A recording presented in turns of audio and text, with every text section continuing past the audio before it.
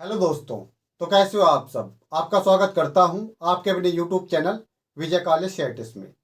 दोस्तों, इस वीडियो में हम बात करेंगे लर्निंग थ्योरीज। वो आज हमारी है ऑपरेंट कंडीशनिंग थ्योरी। उसके बारे में हम डिस्कस करेंगे। अब बात कर लेते हैं थोड़ी सी इंजीनियरिंग ड्राइंग के बारे में। देखिए, अगर आपकी इंजीनियरिंग ड्राइंग कमज़ोर है, आप सीखना चाहते हैं, क्योंकि जो ड्राइंग सब्जेक्ट है इसमें आप प्रैक्टिस करोगे तभी सीख पाओगे, और ये आपके लिए इम्पोर्टेंट भी है। ठीक है। अगर आप सीखना चाहते हैं तो आप पीपीटी के माध्यम से सीख सकते हैं। ठीक है। उसमें ellipse, parabola, hyperbola, helix, spiral या फिर ऑर्थोग्राफिक या आइसोमेट्रिक, उसमें पूरा आपको बताया गया है पीपीटी के माध्यम से। और नीचे डिस्क्रिप्शन में मैं लिंक दे दूंगा, आप वहाँ से जाकर देख सकते हैं। ठीक है। अगर आपकी इच्छा तो आप उसको ले सकते हैं। चलिए अब स्टार्ट करते हैं हम आज की हमारी लर्निंग थ्योरीज ऑपरेंट कंडीशनिंग के बारे में। ठीक है।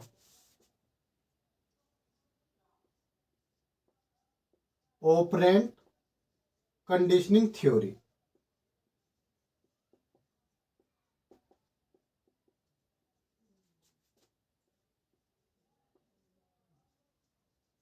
हिंदी में बोलते हैं इसको सहक्रिय अनुबंधन का सिद्धांत। ठीक है। सक्रिय अनुबंधन का सिद्धांत।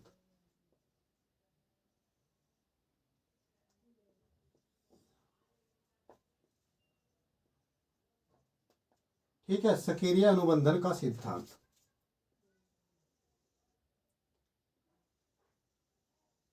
देखिए, जो ऑपरेंट कंडीशनिंग थ्योरी है यानी सक्रिय अनुबंधन का सिद्धांत, इसको एक अन्य नाम से भी जानते हैं। इंस्ट्रूमेंटल कंडीशनिंग के नाम से इसको हम जानते हैं, वो भी आपको ध्यान रखना है।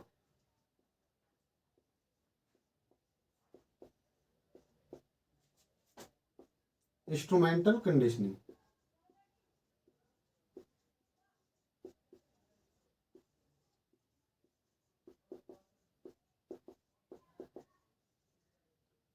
ठीक है। अब सबसे पहले हम बात करते हैं कि जो ऑपरेंट कंडीशनिंग थ्योरी है ये दी किसने। ठीक है। तो वो आपको ध्यान रखना है, वो दी है बीएफ स्किनर ने। ठीक है। किसने दी? स्किनर ने।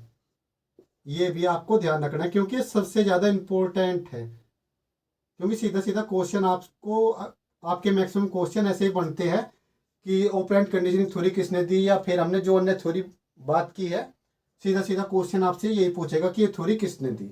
अब बात कर लेते हैं कि ऑपरेंट कंडीशनिंग जो थ्योरी है, इसमें जो एक्सपेरिमेंट किया था वो किसके ऊपर किया था। वो आपको ध्यान रखना है, वो किसके ऊपर किया था? वो किया था चूहे के ऊपर। किसके ऊपर? चूहे के ऊपर। ये आपको ध्यान रखना है। ठीक है। अगर बात करें कि जो बीएफ स्किनर है, इन्होंने किस किस पर एक्सपेरिमेंट किए थे, तो आपको ध्यान रखना है, इन्होंने कबूतर पर भी एक्सपेरिमेंट किया था, लेकिन इस थ्योरी में हम सिर्फ चूहे के बारे में पढ़ेंगे। ठीक है। अब बात कर लेते हैं बीएफ स्किनर के बारे में, ये है कौन।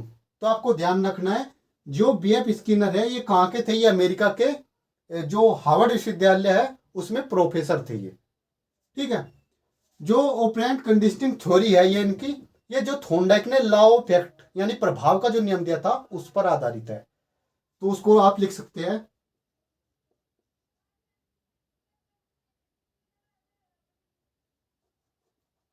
यह है सिद्धांत। इसको आप नोट करिए। यह है सिद्धांत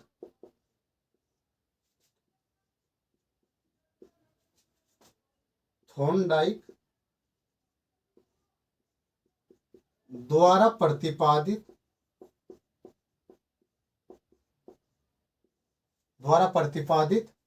अ, प्रभाव का नियम। प्रभाव का नियम यानी लॉ ऑफ इफेक्ट। प्रभाव के प्रभाव का नियम द्वारा प्रतिपादित प्रभाव का नियम पर आधारित है। यानी जो ये ऑपरेंट कंडीशनिंग थ्योरी है ये किस पर, जो थॉर्नडाइक ने लॉ ऑफ इफेक्ट दिया था यानी प्रभाव का नियम दिया था उस पर आधारित है। ठीक है। ये आपको ध्यान रखना है। ठीक है। एक बार इसको नोट करिए, फिर मैं आपको कुछ चीजें आगे बताता हूं।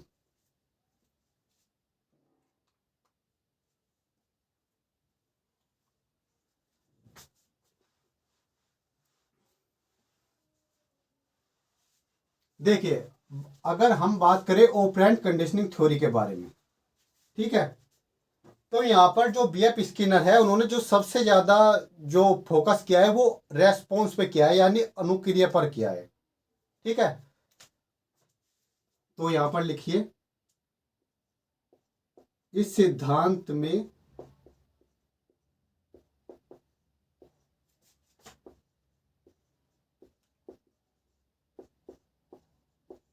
स्किनर ने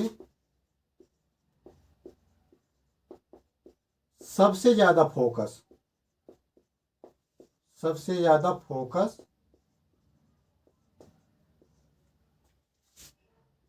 अनुक्रिया का मतलब रेस्पॉन्स पर किया है। ठीक है, क्योंकि इस थ्योरी में इन्होंने जो दिया है ये ऑपरेंट कंडीशनिंग थ्योरी, इसमें सबसे ज्यादा फोकस किस पे किया है, रेस्पॉन्स यानी अनुक्रिया पर किया है। ठीक है, आपने जो हमने सबसे पहले थ्योरी पढ़ी थी क्लासिकल कंडीशनिंग थ्योरी, जो किसने दी थी, इवान पावलोव ने। तो उसमें क्या था, उसमें पहले क्या होता है, भोजन आता है, उसके बाद वो कोई क्रिया करता है। ठीक है, यानी उसमें जो डॉग है वो क्या है, एक्टिव नहीं है। लेकिन आप ऑपरेंट कंडीशनिंग थ्योरी को समझो, जो ऑपरेंट कंडीशनिंग थ्योरी है यानी सक्रिय अनुबंधन का सिद्धांत। तो या सक्रिय का मतलब, इससे आप ये समझो, जो यहाँ पर चूहा है यानी जो लर्नर है, जो सीखने वाला है, वो क्या है, एक्टिव है। ठीक है, तो पहले क्या करता है, रेस्पॉन्स करता है, रेस्पॉन्स करने के बाद उसको क्या, स्टिमुलस मिलता है। ठीक है, तो इसको हम आर एस थ्योरी भी बोलते हैं। क्या बोलते हैं इसको हम, आर एस थ्योरी। ठीक है, इसको हम आर एस थ्योरी बोलते हैं। लेकिन वहां पर क्या था, जो क्लासिकल कंडीशनिंग थ्योरी थी, वहां पर था क्या, पहले उसको स्टोमलस यानी पहले उसको भोजन मिल रहा था, उसके बाद वो क्या कर रहा था, रेस्पॉन्स यानी उसके मुंह में सलाइवा आ रहा था। ठीक है, तो ये भी आपको ध्यान रखना है। एक बात का और ध्यान रखना है, फादर ऑफ ऑपरेंट कंडीशनिंग वो भी क्या है, बीएफ स्किनर ही है। ठीक है, तो ये भी आपको ध्यान रखना है, फादर ऑफ ऑपरेंट कंडीशनिंग तो कौन है, ये आपको ध्यान रखना है, बीएफ स्किनर ही है। ठीक है, यानी जो ऑपरेंट कंडीशनिंग के जनक कौन है, वो बीएफ स्किनर ही है। इस बात का भी आपको ध्यान रखना है। ठीक है, इसको नोट करिए, फिर मैं आपको आगे बताता हूं।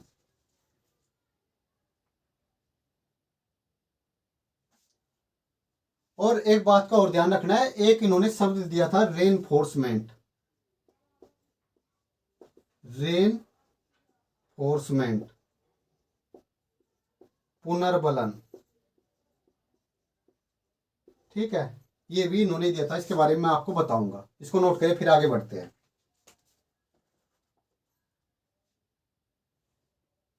देखिए, थोड़ा सा बात कर लेते हैं जो ऑपरेंट कंडीशनिंग थ्योरी है, इसके बारे में थोड़ा सा मैं आपको बता देता हूं, जिससे आपको थोड़ा क्लियर हो जाए। होता क्या है, जो बीएफ स्किनर है वो करते क्या है, एक चूहे को लेते हैं और उसको स्कैनर बॉक्स में डाल देते हैं। उसकी मैं इमेज लगा दूंगा, ठीक है, जिससे आपको चीजें क्लियर हो जाए। तो अब क्या है, जो चूहा है वो क्या है, भूखा है। ठीक है, अब भूखा है तो वो उछले कूदेगा, इधर उधर घूमेगा। और उस इसमें भी क्या होता है, जो स्किनर बॉक्स है उसमें भी एक लेवर होता है। जैसे ही उस पर पैर लगता है तो उसके सामने क्या आता है, भोजन आ जाता है। ठीक है, तो इसमें ऐसा होता है। अब जब दोबारा फिर चूहे को दोबारा डालते हैं तो फिर वो चढ़ कूदता है, उसका पैर लेवल पे लग जाता है, उसको भोजन मिल जाता है। ठीक है, अब उसको क्या हो रहा है, ये जो भोजन है ये किसका काम, यानी ये रेनफोर्समेंट है, यानी ये क्या कर रहा है, उस कार्य को करने के लिए प्रेरित कर रहा है, किसको, चूहे को। ठीक है, अब मैं थोड़ा सा आपको इसके बारे में लिखवा देता हूं, जिससे आपको थोड़ा और क्लियर हो जाए।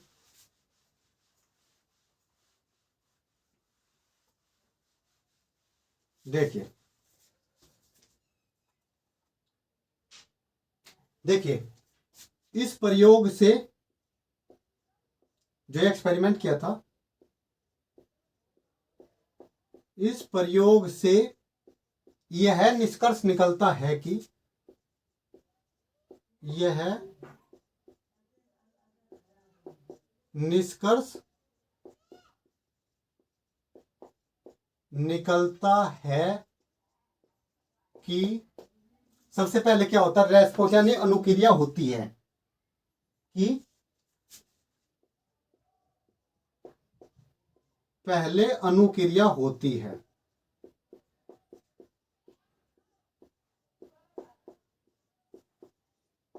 अनुक्रिया का मतलब रेस्पॉन्स।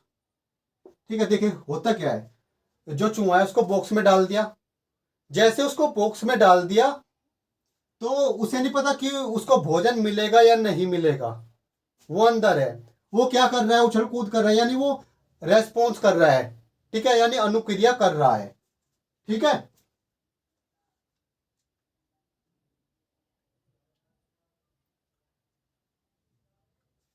और बाद में उद्दीपन मिलता है, और बाद में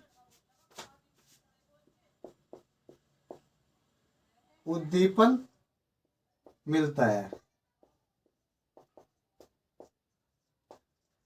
उद्दीपन का मतलब यह, उद्दीपन में क्या मिल रहा है, उसको भोजन मिल रहा है, खाने को मिल रहा है। यानी पहले उसने रेस्पॉन्स किया, उसके बाद क्या मिला, उसको भोजन मिला। ठीक है,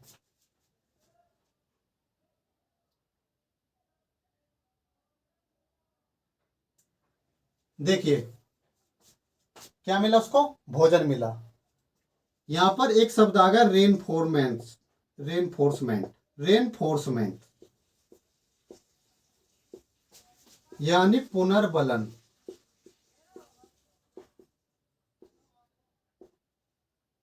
पुनर्बलन जैसे जैसे मिलता है, पुनर्बलन मिलता है, वैसे वैसे अनुक्रिया में, वैसे वैसे सही अनुक्रिया करने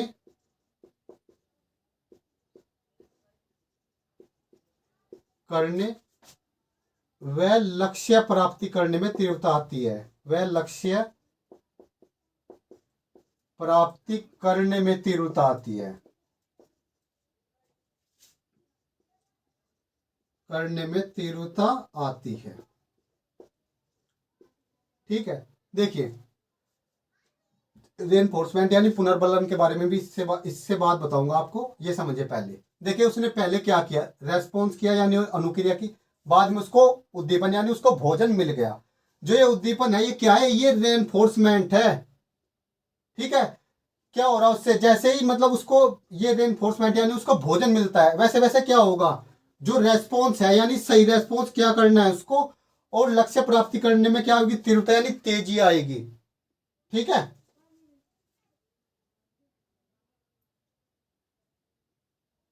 देखिए सीखने की अनुक्रिया में पुनर्बलन का विशेष महत्व है। सीखने की अनुक्रिया में पुनर्बलन का विशेष महत्व है।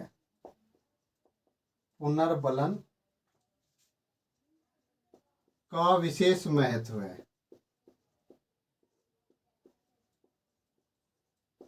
ठीक है, तो इसको नोट करिए एक बार। ठीक है, क्योंकि यहाँ पर जो सीखने में सबसे जरूरी क्या है, पुनर्बलन, रेनफोर्समेंट, इसके बारे में हम बात करेंगे। एक बार इसको नोट करिए, फिर आपको पुनर्बलन के बारे में आपको बताता हूँ।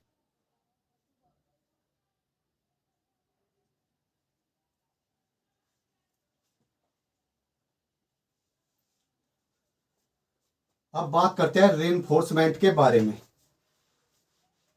बाकी कमेंट करके बताना आपको क्लास कैसी लगी। ठीक है, और थोड़ा शेयर वेयर भी कर दिया करो यार। देखिए रेनफोर्समेंट यानी पुनर्बलन,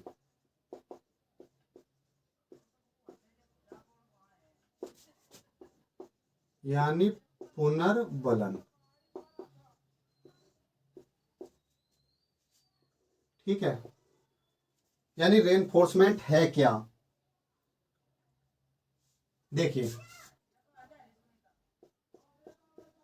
जिस उद्दीपक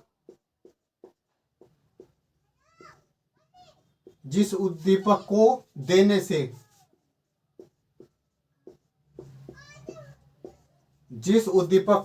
से अनुक्रिया करने की संभावनाएं बढ़ जाती है,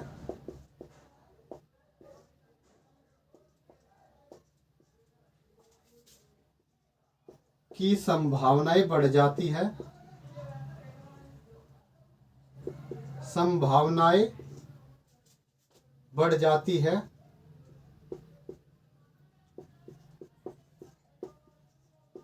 वो क्या होता है, हमारा पुनर्बलन कहलाता है। ठीक है, पुनर्बलन कहलाता है।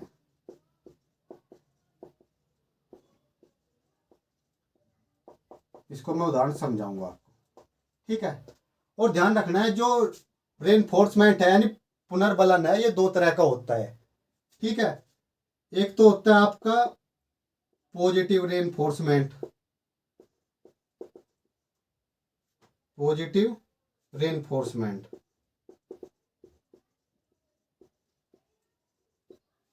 ठीक है, एक होता है नेगेटिव रेनफोर्समेंट। ठीक है, देखिए, पॉजिटिव को बोलते हैं सकारात्मक पुनर्बलन,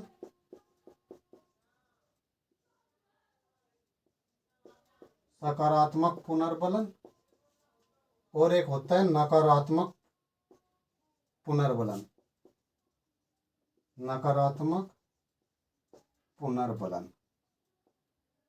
मैं आपको बता देता हूं। ठीक है, देखिए, रेनफोर्समेंट यानी पुनर्बलन,